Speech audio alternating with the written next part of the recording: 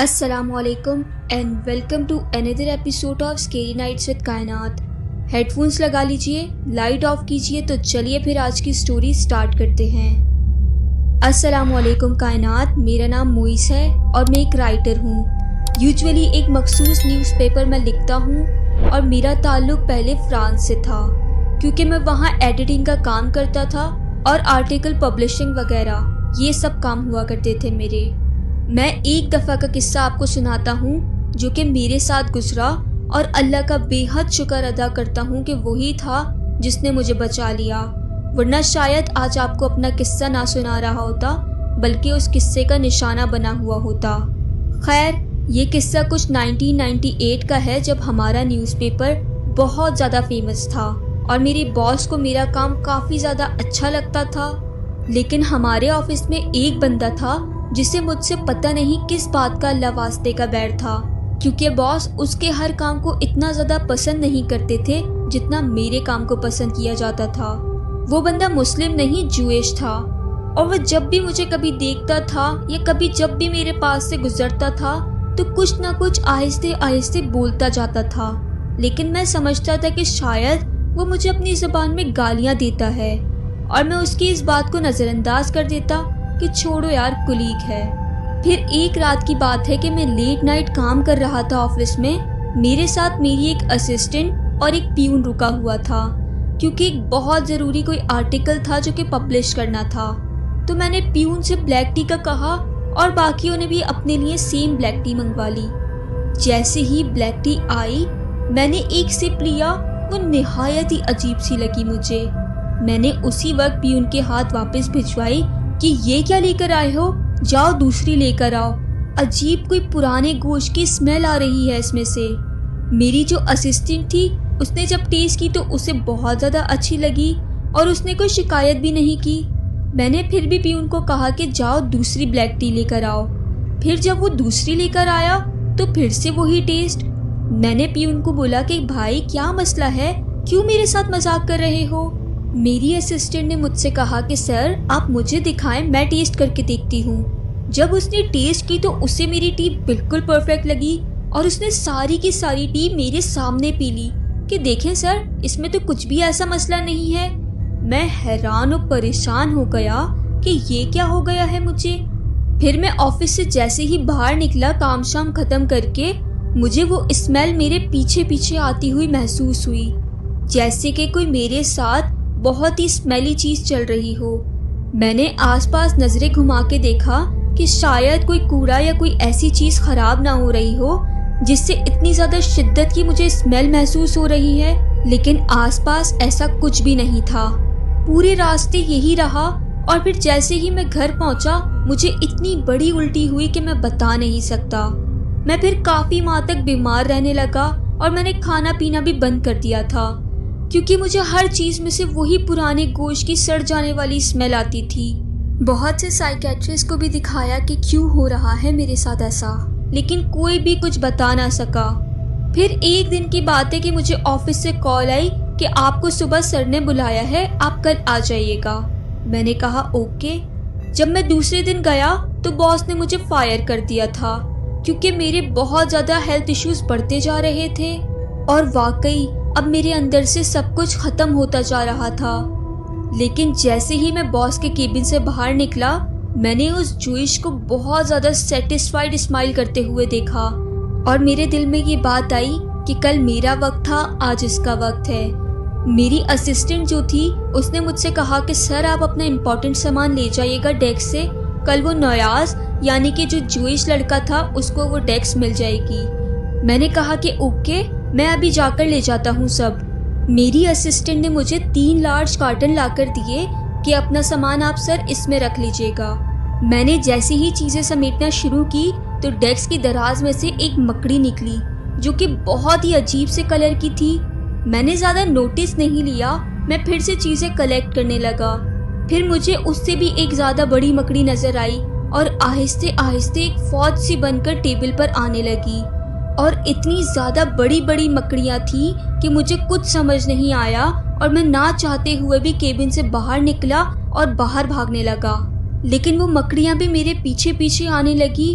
मैं रो रो कर भागता जा रहा था और जो कुछ भी मैं पढ़ना चाह रहा था मेरी ज़बान से निकल ही नहीं रहा था, जैसे किसी ने मेरी ज़बान से अल्लाह पाक का नाम लेना ही बंद करवा दिया हो। मैं रोए जा रहा था और इसी कश्मकश में कि ये सब क्या हो रहा है, क्या वाकई यह हकीकत है, तो मेरी नज़र एक मस्जिद पर पड़ी। मैं बगैर देर किए फ़ौरन उसके अंदर घुस गया। जितने भी लोग मस्जिद में बैठे हुए थे सब मेरी शक्ल और हुलिया देखकर परेशान हो गए। फिर उसके बाद एक साहब आए मेरे पास, वो भी पाकिस्तान से ताल्लुक़ रखते थे। उन्होंने मुझे पानी का एक गिलास भर के दिया और मुझे यकीन ही नहीं आया कि इस पानी का जायका बिल्कुल भी खून या सड़े हुए गोश्त जैसा नहीं था।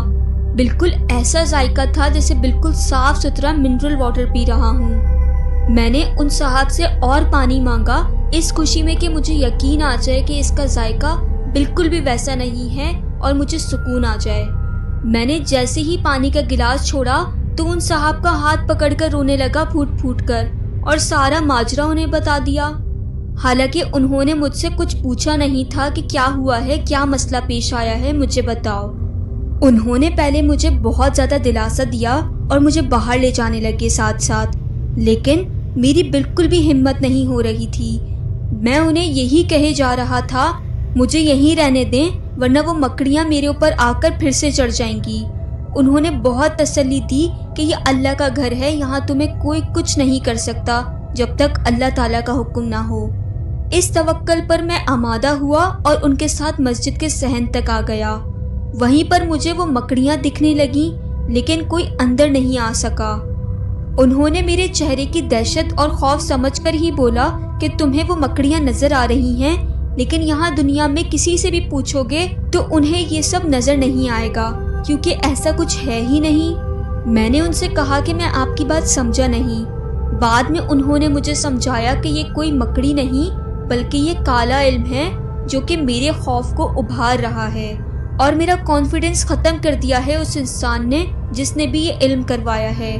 उन्होंने मुझे फिर कहा कि अपने ऑफिस लेकर चलो मुझे, लेकिन उससे पहले नहाओ और वज़ू कर आओ। मैंने उनकी बात पर अमल किया और नहाकर वज़ू करने लगा, लेकिन पता नहीं क्यों मेरे जहन में वज़ू के स्टेप याद ही नहीं आ रहे थे। मैं करना चाह रहा था लेकिन अजीब मुझसे हो ही नहीं सका। वो साहब पीछे ही खड़े थे, कहने लगे कि क्या तुम रोज़ नमाज पढ़ते हो? जिस पर मैंने कहा कि जी मैं पढ़ता हूँ, लेकिन कभी छूट भी जाती है और मेरा काम ऐसा है कि अक्सर ही छूट जाती है। उन्होंने मुझसे कहा कि पता नहीं आप किस अंदाज में नमाज अदा करते होगे, लेकिन शायद अल्लाह को वो अंदाज मंजूर नहीं, इसलिए आपकी इस चीज़ को बहुत ज़्यादा नुकसान पहुंचा है कि अल्लाह पाक की दी हुई तालीम से आप गाफिल हो गए हैं। फिर उन्होंने वक्त ज़ाया किए बगैर मुझे वज़ू करवाया और मुझे मस्जिद में ले गए, नमाज पढ़वाई। और नमाज अदा करने के बाद मैंने अपने आप को बहुत ज़्यादा हल्का महसूस किया। जब हम मस्जिद के सहन से बाहर निकले तो फिर मुझे वही मकड़ियाँ नज़र आने लगी।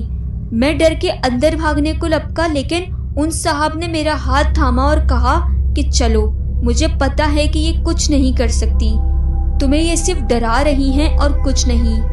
ये तुम्हारे जितने भी पास आती तुम्हें महसूस हो, लेकिन तुम डरना नहीं, क्योंकि ये तुम्हारा कुछ नहीं बिगाड़ सकती।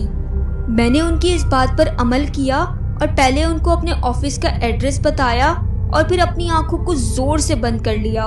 अब मुझे कुछ भी नजर नहीं आ रहा था। वो मुझे अपने साथ लेकर कार में बैठे और अपने सारे के सारे मिरर्स को ऊपर कर लिया ताकि मैं पीछे देखकर उन मकड़ियों से और खौफजदा ना हो जाऊं। मुझे उस कार में गुलाबों की खुशबू महसूस हुई तो मैंने अपनी आंखें खोल ली। वो जल्दी से ड्राइव करते हुए मुझे ऑफिस ले आए। वहाँ स्टाफ मुझे बड़ी ही हैरानी से देखते रहे और फिर हम जल्दी से मेरे केबिन में गए। उन्होंने मेरे पूरे केबिन में सारी जगह छानबीन की और फिर वही हुआ जिसका मुझे डर था। मेरी फाइल्स और कैबिनेट को जब निकाला तो उसमें से एक पुतला, और उसमें इतनी ज़्यादा सुइयाँ लगी हुई थी और एक पेपर भी था उसमें। मुझे तो उन्होंने वो चीज़ हाथ लगाने नहीं दी और फिर उस पुतले में से भी वही गंदे गोश्त की सड़ी हुई स्मेल आ रही थी, क्योंकि उस पुतले में सुइयों से सड़े हुए गोश्त के पीसेस भी लगे हुए थे। मुझे तो फिर वॉमिट हो गई वहीं खड़े खड़े, और जितने भी लोग थे वहाँ उन्हें भी इतनी ज़्यादा स्मेल आ रही थी सिवाय उस जूइश के। वो अपने सारे काम उल्टे होते देखकर परेशान हो गया। اس نے مجھے پھر کہا کہ میں تمہیں برباد دیکھنا چاہتا ہوں اور برباد کر کے ہی رہوں گا۔ باس نے جلدی سے پولیس کو بلوا لیا اور پولیس کو ہم نے سارا ماجرا بیان کیا۔ انہوں نے فوراً سے اس کو کسٹڈی میں لے لیا اور ان صاحب نے وہ پتلا لیا اور ٹھنڈا کروا دیا۔ مجھے ایک دم سے اتنی زیادہ ہمت اور قوت محسوس ہونے لگی اور وہ اتنی زیادہ شدید تھی کہ مجھے چکر آنے لگے اور میں گر گیا۔ پھر آہستہ آہستہ میں کچھ دنوں میں ہی بہتر ہونے لگا اور میرا کھانا پینا بھی صحیح ہو گیا، اور پھر میں نے اس کمپنی کو چھوڑ کے دوسری کوئی نیو کمپنی جوائن کر لی۔ آج میں بہت زیادہ اپنے اللہ کا شکر ادا کرتا ہوں کہ اس دن ان صاحب کو فرشتہ بنا کر بھیج دیا۔ آج بھی میری ان سے بہت زیادہ اچھی سلام دعا ہے، اور ہاں، میں نے 5 وقت کی نماز بھی پڑھنا سٹارٹ کر دی ہے تب سے، بغیر ٹائم ضائع کیے بغیر، اور اب الحمدللہ میری صحت بھی اچھی ہو گئی ہے۔ تو گائز، یہ تھی آج کی سٹوری۔ اگر آپ کو پسند آئی ہے تو مجھے ضرور بتائیے گا، اور اگر آپ کے پاس بھی ایسی کوئی بھی سٹوری ہے تو مجھے ای میل کر کے اپنی سٹوری ضرور شیئر کیجیے گا۔ پھر ملاقات ہوتی ہے ایک نئی سٹوری میں، تب تک اپنا اور اپنے گھر والوں کا بہت سارا خیال رکھیے گا، اور اللہ پاک آپ کو ہر بری ناگہانی آفت سے محفوظ رکھے۔ آمین ثم آمین۔ مجھے اپنی ڈھیر ساری دعاؤں میں یاد رکھیے گا۔ فی امان اللہ۔ اللہ حافظ۔